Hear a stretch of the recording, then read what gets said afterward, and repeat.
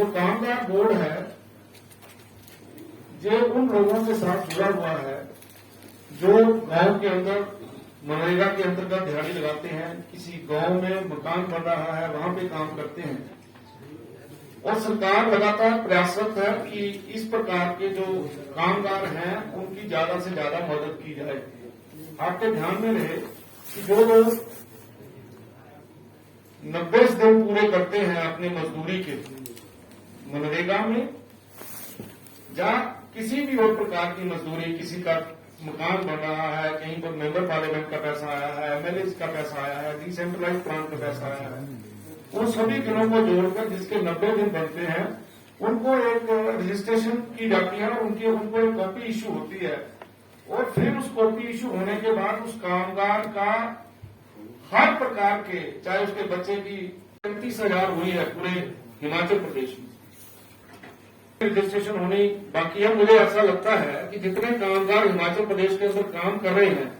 50% लोग अभी भी है ऐसे गांव में। अभी हमारे आदरणीय चेयरमैन साहब जाके आए हैं और इन्होंने, लेकिन अभी हमें इस बार जब हमारी मीटिंग हुई है जो हम रिव्यू कर रहे थे उसमें तो ये भी पाया गया है कि कुछ जगह के ऊपर जागरूकता करने के लिए हम आने वाले दिनों में एनजीओ को इंट्रोड्यूस कर रहे हैं। उन एनजीओ को जो है वो अभी टेंडरिंग प्रोसेस से वो गुजर रहे हैं, वो हर पंचायत के अंदर जाके हमारी क्या क्या स्कीमें हैं उन स्कीमों के बारे में पूरी जानकारी देंगे, हमारे किस प्रकार से रजिस्ट्रेशन करवानी है उसमें भी वो उस बात की चिंता करेंगे। उसका 250 डायरेक्ट एम्प्लॉयमेंट मिलेगी और कंडीशन 80% की वो पूरी करेगी। उसको हम जो हमने स्टेट लेवल के ऊपर जो हम उनको देना चाहते हैं, जो इन कंडीशन को पूरा करेंगे उन एप्लीकेशंस को हम लोग कंसीडर करेंगे। तीसरी कैटेगरी है जिसमें 150 करोड़ रुपए की इन्वेस्टमेंट है और 100 लोगों की डायरेक्ट एम्प्लॉयमेंट है। आपके ध्यान में यह भी रखे कि जो ग्लोबल इन्वेस्टर मीट पिछड़ा हुआ था उसमें हमारे 706 एमओयू साइन हुए थे और जो फर्स्ट ग्राउंड ब्रेकिंग हुई थी उसमें 236 एमओयू के साथ 13,488 करोड़ रुपए की इन्वेस्टमेंट आई थी, करोड़ रुपया, और एक मेडिकल डिवाइसेस के लिए 100 करोड़ रुपया जो है वो हमें वहां से मिलेगा गवर्नमेंट ऑफ इंडिया से। आपके ध्यान में रहे कि इसके अलावा भी हम क्लस्टर डेवलपमेंट प्रोग्राम में जो क्लस्टर्स के लिए हम लोगों ने अप्लाई किया है उसमें जनरल इंजीनियरिंग क्लस्टर है कालीवाल के लिए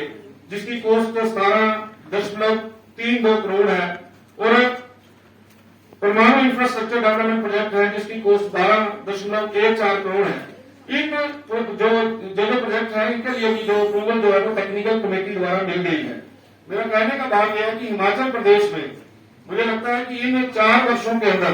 जिस प्रकार से जैसा यहाँ का वातावरण है, यहाँ का एनवायरमेंट है, जिस प्रकार की यहाँ एडमिनिस्ट्रेटिव और पॉलिटिकल अप्रोच है, उसके कारण से मुझे ऐसा लगता है कि ये जो आपने सेकंड ग्राउंड ब्रेकिंग के बारे में पूछा है, सफलतम हमारी ग्राउंड ब्रेकिंग रहेगी और जो बाकी के भी प्रोजेक्ट पाइपलाइन में है मुझे लगता है आने वाले दिनों में उनको हम पूरा कर पाएंगे। किया और लगभग 50 थानों के ऊपर आम जो हमारे कामगार हैं उनके साथ जो मिले हैं और उनको कौन सी समस्याएं आ रही हैं। अब गांव में काम करने वाले व्यक्ति को फॉर्म ही नहीं भरना आता, हम उसकी किस प्रकार से मदद कर सकते हैं। इन सारी बातों के ऊपर खुलकर चर्चा हुई है और अभी बोर्ड को उसका एक अध्यक्ष मिले हैं और जुझारू अध्यक्ष है, काम करने वाले हैं, सभी के साथ इंटरेक्शन कर रहे हैं। तो जो भी इस प्रकार की समस्या आएंगी उन समस्याओं का हल किया जाए। तो उसके लिए जो कामगार बोर्ड है 1,50,000 रुपया उसको कामगार बोर्ड की तरफ से एडिशनल पैसा उसको मिलेगा। और इसी प्रकार से आपके जो हॉस्टल की सुविधा है जिसकी 2 महीने की सदस्यता है उसको लगभग 15,000 रुपये से लेकर 20,000 रुपया जो है उसको हॉस्टल की फैसिलिटी के लिए मिलता है। और इसी तरीके से जिस प्रकार हम विधवा पेंशन देते हैं, अगर कामगार जो है वो अगर विधवा हो जाती है तो कामगार बोर्ड के माध्यम से भी उसको एडिशनल 1,500 रुपया जो है वो पेंशन मिलेगी। इसके अलावा जो बेसिक थ्रस्ट हमारी मीटिंग का रहा है कि हिमाचल प्रदेश के अंदर ज्यादा से ज्यादा जो सरकार लाभ देती है वो सब प्रकार के लाभ जो है वो उन कामगारों को मिले। और इस बार हमने आज की जो हमारी मीटिंग हुई है उसमें हमने अपने एलओज को और जो ट्रेड यूनियन के हमारे साथी जो इसके नॉन ऑफिशियल मेंबर्स होते हैं उन सबसे हमने ये निवेदन किया है कि हिमाचल प्रदेश में रजिस्ट्रेशन को ज्यादा से ज्यादा बढ़ाया जाए ताकि आम व्यक्ति को सरकार द्वारा दिए गए जो लाभ है उनको मिल सके। इस प्रकार का की व्यवस्था के बारे में आज हमारी मीटिंग हुई है और हमने ये भी डिसाइड किया है कि बीओसीडब्ल्यू का एक अपना दफ्तर होना चाहिए, ऑफिस होना चाहिए। उसके लिए भी हमने प्रयास शुरू किया है और आज जो हमारी अगली मीटिंग आएगी उस मीटिंग में पूरी की पूरी प्रपोजल जो है वो हम लोग रख रहे हैं। इस तरीके से आज की जो मीटिंग है इसके मुख्य बिंदु ये थे। 35,000 रजिस्टर्ड हुए हैं, लेकिन जो व्यक्ति इसके लाभ के लिए अप्लाई करता है किसी भी जिले के अंदर, अब अगर आप बोलेंगे कि इसकी नंबरिंग क्या है तो बेनिफिशरीज के लगभग 1 लाख के करीब ऐसे कामगार होंगे जिनको हर प्रकार का लाभ मिला है जो उन्होंने अप्लाई किया है। तो शादी अगर उसकी बच्ची की होती है तो हम अभी 51,000 रुपया दे रहे हैं जो पहले 21,000 रुपया होता था। तो इसी तरीके से पढ़ाई में दे रहे हैं, एजुकेशन में, इसी तरीके से कोई बीमार हो गया उसके लिए दे रहे हैं। और इसमें एक बात और आपके ध्यान में रहे, गवर्नमेंट ऑफ इंडिया ने एक पोर्टल शुरू किया है। अगर उस कामगार का बिना कोई पैसा खर्च किए उस पोर्टल के ऊपर रजिस्ट्रेशन हो जाती है तब भी उसकी अगर एक्सीडेंटल डेथ होती है तो एडिशनल 2 लाख रुपया वो भी देते हैं। हम कोशिश कर रहे हैं जहां जहां हमारे शिविर लगेंगे उन शिविरों में उन कामगारों को एलओ के माध्यम से ऑनलाइन उसकी रजिस्ट्रेशन करवाया जाए क्योंकि इसके ऊपर कोई पैसा। एवं कामगार कल्याण बोर्ड की एक बैठक थी और उस बैठक में आज हमारे नवनियुक्त चेयरमैन श्री राकेश बबली जी भी आए थे। बच्चे पढ़ रहे हैं, कोई बीमार हो गया, इन सारे विषयों को कामगार बोर्ड के माध्यम से उन लोगों की मदद की जाती है। आपके ध्यान में रहे कि आदरणीय श्री जयराम ठाकुर जी की सरकार बनने के बाद कामगार में जो रजिस्टर्ड है उनको 3 गुना जो है पढ़ाई के लिए पैसे बढ़ा दिए गए। इस समय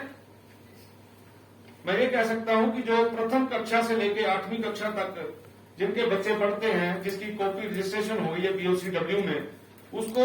8400 रुपया प्रति वर्ष मिलता है। इसी प्रकार से 9वीं से लेकर +2 तक 12,000 रुपया मिलता है।